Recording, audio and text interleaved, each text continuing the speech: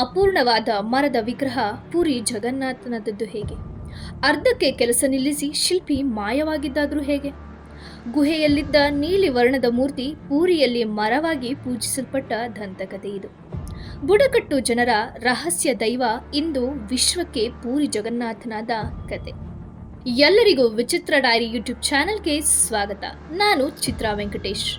ಇನ್ನೂ ಯಾರೆಲ್ಲ ನನ್ನ ಚಾನೆಲ್ನ ಸಬ್ಸ್ಕ್ರೈಬ್ ಮಾಡಿಲ್ಲ ಅಂದರೆ ಚಾನೆಲ್ನ ಸಬ್ಸ್ಕ್ರೈಬ್ ಮಾಡ್ಕೊಳ್ಳಿ, ಮೇಲೆ ಕಾಣ್ತಿರುವ ಬೆಲ್ ಐಕಾನ್ ಒತ್ತಿ. ನೀಲಾಚಲ ನಿವಾಸಾಯ ನಿತ್ಯಾಯ ಪರಮಾತ್ಮನೆ ಬಲಭದ್ರ ಸುಭದ್ರಾಭ್ಯಂ ಜಗನ್ನಾಥಾಯತೆ ನಮಃ. ಅಪೂರ್ಣವಾದ ಮರದ ವಿಗ್ರಹವೇ ಇಂದು ವಿಷ್ಣು ರೂಪದಲ್ಲಿ ನೆಲೆಸಿರುವ ಪೂರಿಯ ಜಗನ್ನಾಥ. ನೀಲ ಮಾಧವನಾಗಿ ಶ್ರೀ ವಿಷ್ಣುವು ಕಾಡಿನಲ್ಲಿ ನೆಲೆಸಿರ್ತಾನೆ. ಕಾಡಿನ ಬುಡಕಟ್ಟು ಜನಾಂಗ ಆ ವಿಷ್ಣುವನ್ನ ರಹಸ್ಯವಾಗಿ ಆರಾಧನೆ ಮಾಡ್ತಿರ್ತಾನೆ. ಹೊರಗೆ ಗೊತ್ತಾದ್ರೆ ಜನ ಮಾಧವನನ್ನ ತಮ್ಮಿಂದ ದೂರ ಮಾಡ್ತಾರೆ ಅನ್ನೋ ಭಯದಲ್ಲೇ ಆ ಗುಹೆಯಲ್ಲಿ ಆ ಗುಡಿಯನ್ನು ಕಟ್ಟಿರ್ತಾನೆ. ಸದಾ ರಹಸ್ಯವಾಗಿ ಶ್ರೀ ವಿಷ್ಣುವನ್ನು ನೀಲಮಾಧವನಾಗಿ ಪೂಜೆ ಮಾಡ್ತಿರ್ತಾರೆ ಅಲ್ಲಿನ ಬುಡಕಟ್ಟು ಜನಾಂಗ. ಈ ಕಾಡು ಇಂದ್ರದ್ಯುಮ್ನ ರಾಜನ ಸಾಮ್ರಾಜ್ಯಕ್ಕೆ ಸೇರಿರುತ್ತೆ. ಇಂದ್ರದ್ಯುಮ್ನ ಮಹಾವಿಷ್ಣುವಿನ ಭಕ್ತ.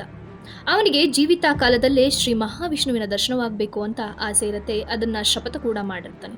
ಋಷಿಮುನಿಗಳಿಗೆ ಹಾಗೂ ದೇವತೆಗಳಿಗೆ ಹೋಮಗಳ ಮೂಲಕ ಆಹ್ವಾನವನ್ನ ಕೊಡ್ತಾನೆ. ಶ್ರೀ ವಿಷ್ಣುವು ಭೂಮಿಯಲ್ಲಿ ತಲುಪಿದ ರೀತಿಯನ್ನು ತಿಳ್ಕೊಳ್ತಾನೆ. ಆಹ್ವಾನವನ್ನ ಮನ್ನಿಸಿ ಬರುವ ದೇವತೆಗಳು ನೀಲಗಿರಿಯ ಕಾಡಿನಲ್ಲಿ ನೀಲಮಾಧವನಾಗಿ ಶ್ರೀ ವಿಷ್ಣುವು ಗುಹೆಯಲ್ಲಿ ನೆಲೆಸಿರುವುದಾಗಿ ತಿಳಿಸ್ತಾರೆ.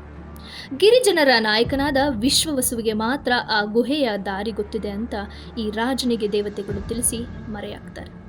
ರಾಜನಿಗೆ ಎಲ್ಲಿಲ್ಲದ ಆಸೆ ಶ್ರೀ ವಿಷ್ಣುವಿನ ಮಹಾದರ್ಶನವಾಗುತ್ತೆ ಅಂತ ಹಲವಾರು ರೀತಿಯಲ್ಲಿ ಪ್ರಯತ್ನ ಮಾಡ್ತಾನೆ. ಆದರೆ ಆ ಬುಡಕಟ್ಟು ಜನಾಂಗ ಶ್ರೀ ವಿಷ್ಣುವನ್ನು ತೋರಿಸಲು ಒಪ್ಪೋದಿಲ್ಲ. ಹೀಗೆ ತನ್ನ ಪ್ರಯತ್ನವನ್ನ ಕೈಬಿಟ್ಟ ರಾಜ ತನ್ನ ಬುದ್ಧಿಗೆ ಕೆಲಸ ಕೊಡ್ತಾನೆ. ತನ್ನ ಆಪ್ತನಾದ ವಿದ್ಯಾಪತಿಯನ್ನ ಗುಪ್ತಚರನಾಗಿ ಗಿರಿಜನರ ನೀಲಗಿರಿಗೆ ಕಳಿಸಿ ಅಲ್ಲಿನ ರಹಸ್ಯವನ್ನ ಭೇದಿಸಲು ಹೇಳ್ತಾನೆ. ಅಲ್ಲೇ ಇದ್ದು ಈ ವಿದ್ಯಾಪತಿ ಕಾಡಿನ ಆಗು ಹೋಗುಗಳನ್ನು ತಿಳಿದುಕೊಳ್ತಾನೆ. ಮುಂದೆ ಕಾಡಿನ ರಾಜನಾದ ವಿಶ್ವವಸುವಿನ ಮಗಳನ್ನೇ ಮದುವೆ ಆಗ್ತಾನೆ. ಹೀಗೆ ವಿಶ್ವವಸು ತನ್ನ ಅಳಿಯನಿಗೆ ಏನ್ ಬೇಕು ಅಂತ ಕೇಳಿದಾಗ ಈ ವಿದ್ಯಾಪತಿ ತನಗೊಂದು ಬಯಕೆ ಇದೆ, ಅದೇ ನೀಲಮಾಧವನ ದರ್ಶನ. ಸರಿ, ತನ್ನ ಅಳಿಯನ ಈ ಒಂದು ಕೋರಿಕೆಯನ್ನ ತಾನು ತೀರಿಸ್ತೇನೆ ಅನ್ನೋ ವಿಶ್ವವಸು ಅಳಿಯನ ಕಣ್ಣಿಗೆ ಬಟ್ಟೆಯನ್ನು ಕಟ್ಟಿಕೊಂಡು ನೀಲಮಾಧವನ ದರ್ಶನಕ್ಕೆ ಕರೆದುಕೊಂಡು ಹೋಗ್ತಾನೆ. ಇತ್ತ ವಿದ್ಯಾಪತಿ ಅತಿ ಬುದ್ಧಿವಂತ. ತನ್ನ ರಾಜನಿಗೆ ಈ ರಹಸ್ಯವನ್ನ ಹೇಗೆ ತಿಳಿಸೋದು ಅಂತ ಯೋಚನೆ ಮಾಡ್ತಾನೆ. ಆಗ ತನ್ನ ಕೈಯಲ್ಲಿ ಯಾರಿಗೂ ತಿಳಿಯದಂತೆ ಮುಷ್ಟಿಯಷ್ಟು ಸಾಸಿವೆ ಕಾಳನ್ನು ಹಿಡಿದು ತಾನು ಚಲಿಸುತ್ತಿದ್ದ ದಾರಿಯ ಉದ್ದಕ್ಕೂ ಚೆಲ್ತಾ ಬರ್ತಾನೆ.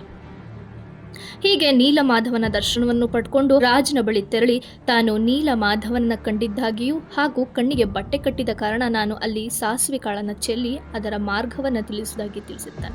ನೀಲಮಾಧವನ ಕಂಡ ವಿಷಯವನ್ನು ತಿಳಿದ ರಾಜನಿಗೆ ಎಲ್ಲಿಲ್ಲದ ಆಸೆಯಾಗ್ತದೆ. ವಿದ್ಯಾಪತಿಗೆ ಪುರಸ್ಕಾರಗಳನ್ನು ಕೊಡ್ತಾನೆ. ವಿದ್ಯಾಪತಿಯ ಜೊತೆ ಕಾಡಿಗೆ ತೆರಳುತ್ತಾನೆ. ಈ ಸಮಯಕ್ಕಾಗಲೇ ಆ ಸಾಸಿವೆಗಳು ಬೆಳೆದು ಗಿಡವಾಗಿ ದಾರಿ ತೋರಿಸ್ತಾ ಇರುತ್ತೆ. ಗುಹೆಯಲ್ಲಿ ನೀಲ ವರ್ಣದ ಬೆಳಕು ಕಾಣುತ್ತೆ. ಆದರೆ ರಾಜನ ದುರಾದೃಷ್ಟವಶಾತ್ ವಿಷ್ಣುವಿನ ಮೂರ್ತಿ ಅಲ್ಲಿಂದ ಮಾಯವಾಗಿರುತ್ತೆ. ತನ್ನ ಹೆಬ್ಬಯಕ್ಕೆ ಮಣ್ಣು ಪಾಲಾದದ್ದು ಕಂಡು ರಾಜನಿಗೆ ಎಲ್ಲಿಲ್ಲದ ಹತಾಶೆಯಾಗುತ್ತೆ. ರಾಜ್ಯಾಡಳಿತವನ್ನು ಬಿಟ್ಟು ಮುಂದೆ ಕಾಡಿನಲ್ಲಿ ಸೇರಿ ತಪಸ್ಸನ್ನಾಗೈತಾನೆ. ಹೀಗೆ ತಪಸ್ಸಿಗೆ ಕೂತ ರಾಜನಿಗೆ ಅಶರೀರವಾಣಿಯಾಗತ್ತೆ. ಅಲ್ಲಿಯೇ ಇದ್ದ ಸಮುದ್ರದಲ್ಲಿ ಒಂದು ಮರದ ತುಂಡು ತೇಲುತ್ತಿರುವುದಾಗಿಯೂ ಆ ಮರದ ತುಂಡಿನಲ್ಲಿ ವಿಷ್ಣುವು ನೆಲೆಸಿರುವುದಾಗಿ ತಿಳಿಯುತ್ತೆ. ಖುಷಿಯಿಂದ ರಾಜ ಸಮುದ್ರದೆಡೆಗೆ ತೆರಳುತ್ತಾನೆ. ಅಲ್ಲಿ ತೇಲುತ್ತಿದ್ದ ಮರದ ತುಂಡನ್ನು ತೆಗೆದುಕೊಳ್ತಾನೆ. ಈತ ಮಾಯಾವಿಯಾಗಿ ಬರುವ ವಿಶ್ವಕರ್ಮ ತಾನು ಶಿಲ್ಪಿ ಹಾಗೂ ಈ ಮರದ ವಿಗ್ರಹದಲ್ಲಿ ವಿಷ್ಣುವಿನ ಮೂರ್ತಿಯನ್ನು ಕೆತ್ತುವುದಾಗಿ ತಿಳಿಸ್ತಾನೆ. ರಾಜ ಅದಕ್ಕೆ ಒಪ್ಪಿಗೆ ನೀಡ್ತಾನೆ. ಹೀಗೆ ಶಿಲ್ಪಿಯ ರೂಪದಲ್ಲಿದ್ದ ವಿಶ್ವಕರ್ಮನು ರಾಜನಿಗೆ ಒಂದು ಷರತ್ತನ್ನ ಹಾಕ್ತಾನೆ. ವಿಷ್ಣುವಿನ ಮೂರ್ತಿ ಸಿದ್ಧವಾಗುವ ತನಕ ಅಲ್ಲಿಗೆ ಯಾರು ಬರಕೂಡದು ಹಾಗೂ ಮುಚ್ಚಿದ ಬಾಗಿಲನ್ನ ತೆಗೆಯಬಾರದು ಅಂತ. ಕೆಲವು ದಿನಗಳ ನಂತರ ಅಲ್ಲಿಂದ ಶಬ್ದ ಬರುವುದು ನಿಲ್ಲುತ್ತೆ.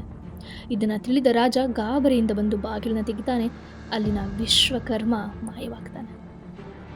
ಅರ್ಧವೇ ಕೆತ್ತಿದ ಈ ಮರದ ಮೂರ್ತಿ ಜಗನ್ನಾಥನಾಗಿ ಪೂರಿಯಲ್ಲಿ ಪ್ರತಿಷ್ಠಾಪನೆಯಾಗತ್ತೆ. ಇಂದಿಗೂ ಪೂರಿ ಜಗನ್ನಾಥನನ್ನ ದಾರು ಬ್ರಹ್ಮ ಅಂತ ಕರೀತಾರೆ.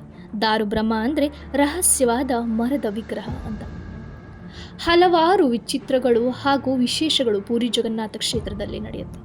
ಅಲ್ಲಿನ ಧ್ವಜಾರೋಹಣ, ರಥಯಾತ್ರೆ ಹಾಗೂ ಪೂರಿ ಜಗನ್ನಾಥದ ಪ್ರಸಾದ ಎಲ್ಲವೂ ಒಂದು ಇತಿಹಾಸ.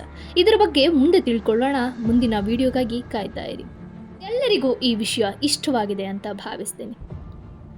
ನಿಮ್ಮ ಅನಿಸಿಕೆ ಅಭಿಪ್ರಾಯವನ್ನು ಕಮೆಂಟ್ ಮಾಡುವ ಮೂಲಕ ನಮಗೆ ತಿಳಿಸಿಕೊಡಿ. ಧನ್ಯವಾದಗಳು.